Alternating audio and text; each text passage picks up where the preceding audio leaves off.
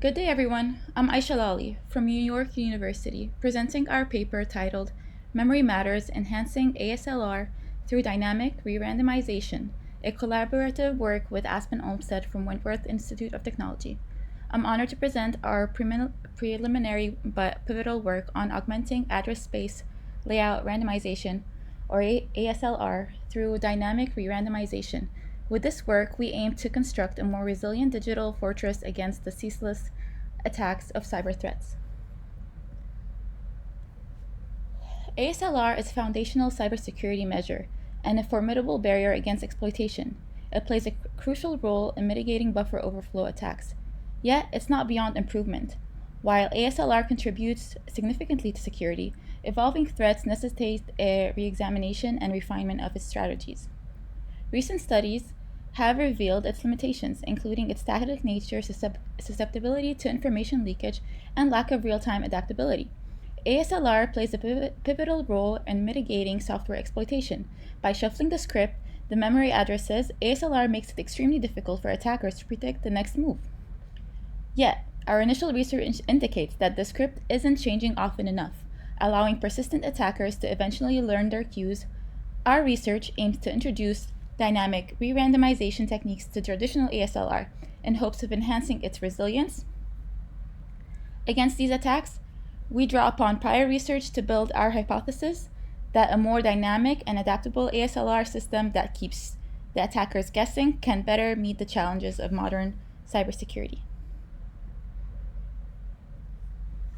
Buffer overflow is a critical vulnerability, where an application writes more data than a buffer can hold, leading to adjacent memory corruption. This can result in unauthorized access or control of a system. Languages like C and C++ are particularly susceptible, highlighting the need for robust defenses like ASLR. A buffer overflow occurs when a program writes more data to a buffer, temporary data storage areas, than it was intended to hold. It's akin to pouring too much water into a glass. Eventually, it spills over. In computer memory, this spill can overwrite adjacent data, corrupt valid information, and lead to unpredictable behavior.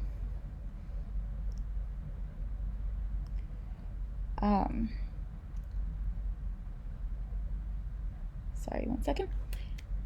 And this buffer overflow actually is what caused the infamous 1988 internet worm spread, exploiting buffer overflows to propagate itself across networks, leading to widespread system crashes. And ASLR was designed to protect against these attacks. A case study. In the case of the WhatsApp attack, an attacker was able to exploit a buffer overflow vulnerability through a crafted video call.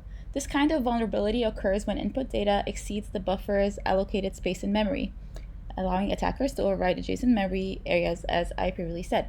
ASLR's role here is to randomize the locations in memory where the buffers are placed, making it difficult for attackers to predict where their malicious payload would need to go. However, in this instance, ASLR's static nature meant that once the initial memory layout was determined, the attacker could reliably navigate the memory space during that session. The part of ASLR that failed was its inability to adapt after its initial randomization. Once the attacker discovered the layout, the static defense was as good as none.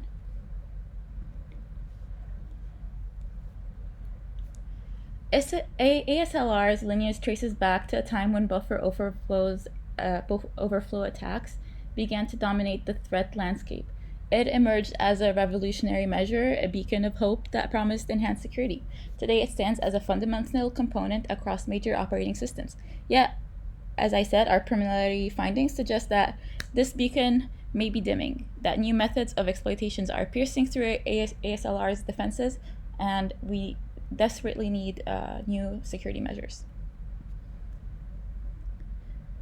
The inception of ASLR. Back to the early 2000s, where the seed of ASLR were first sown by the PAX project, this was a time of innovation for Linux, aiming to fortify its defenses against increasing cyber threats.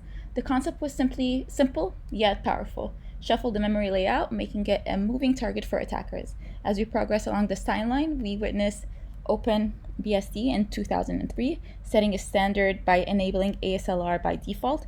This move signaled a shift towards prioritizing security in operating system design, a philosophy that would soon spread across the industry. Our timeline now takes us to the wider adaptation of ASLR, the year 2005, and Linux is enhancing its kernel to better utilize this technique. Fast forward 2007, a landmark year when Windows Vista brings ASLR to the masses. Apple follows suit with its implementation in Mac OS X Leopard and later in iOS, strengthening its software ecosystem. Android, recognizing the shift in mobile security standards, adopts ASLR with its ice cream sandwich release. Yet, as this technology becomes ubiquitous, so does the scrutiny.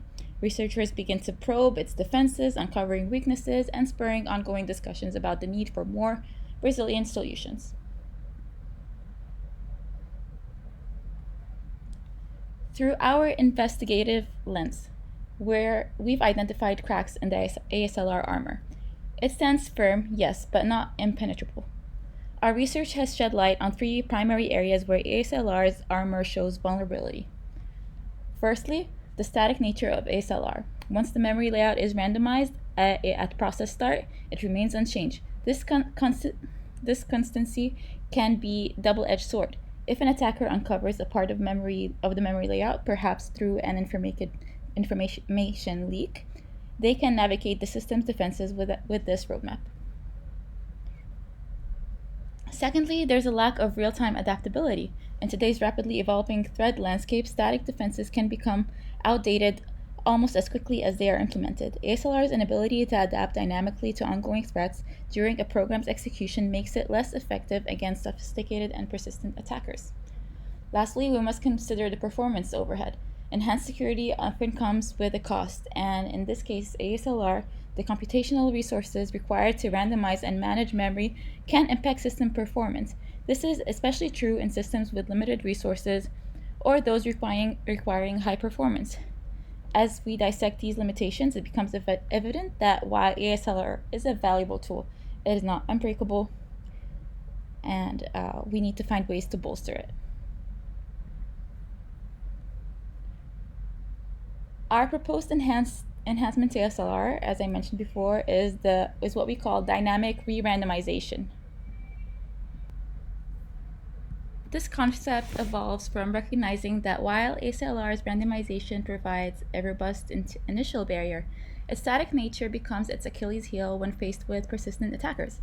Our proposal addresses this by introducing a mechanism where memory addresses are not merely randomized once the process starts, but are capable of being re-randomized in response to certain triggers, or at random intervals during execution. This dynamic adaptation aims to render obsolete any knowledge an attacker may gain through initial memory layout and analysis, or through information leakage over the course of a program's run.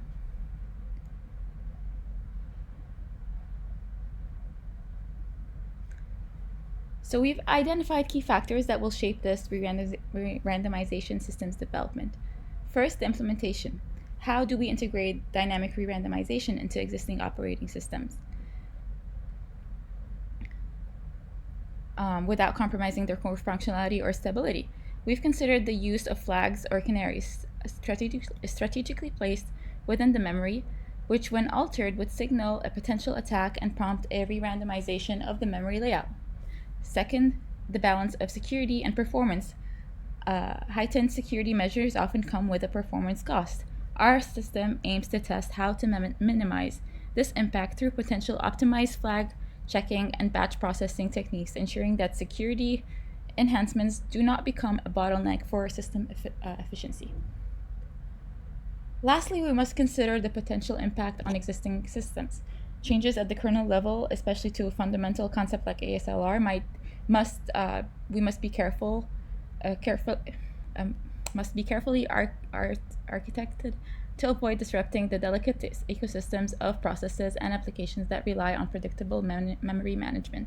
In summary, our proposal for dynamic randomization is not merely an incremental update to ASLR, it is reimagining how we approach memory protection, and with the potential to significantly increase the cost and complexity to attackers.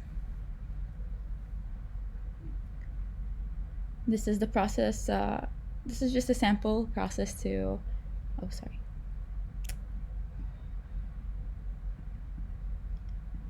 Oops. Okay. The process starts at execution, and this is just a sample of how we will start our testing. This is the Linux kernel source code functions.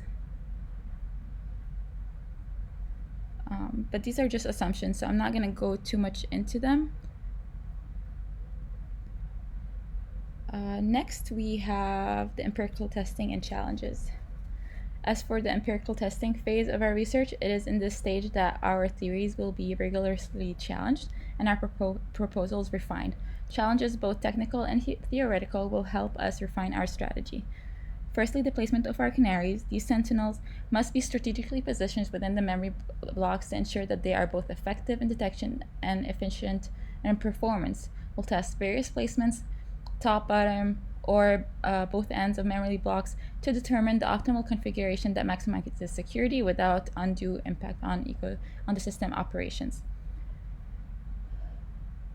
The number of canaries per block represents another puzzle. Too few, and we will miss subtle overflow attempts. Too many, and we risk bogging down the system with checks.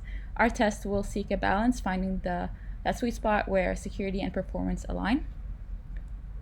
Then comes the challenge of maintaining an efficient operating system. As we said before, our prototype must demonstrate that it can vigilantly monitor the integrity of canaries without imposing a heavy toll on system resources. We'll need to innovate ways to scan intelligently, perhaps through heuristic or behavior-based triggers that activate scans only when certain anomalies are detected. We also recognize the need to be selective in our canary deployment. Not all blocks may require such stringent monitoring. By identifying and protecting critical memory regions, we can allocate our resources more effectively, concentrating our defenses where they are most needed. As we reach our conclusion of our presentation, it's clear that while ASLR provides a foundational layer of security, it is not impervious to sophisticated tactics of modern attackers. Our preliminary research, we hope, will pave the way for dynamic re-randomization to enhance ASLR's efficacy. The path forward is one of innovation and resilience. Hope you all have a great rest of your day.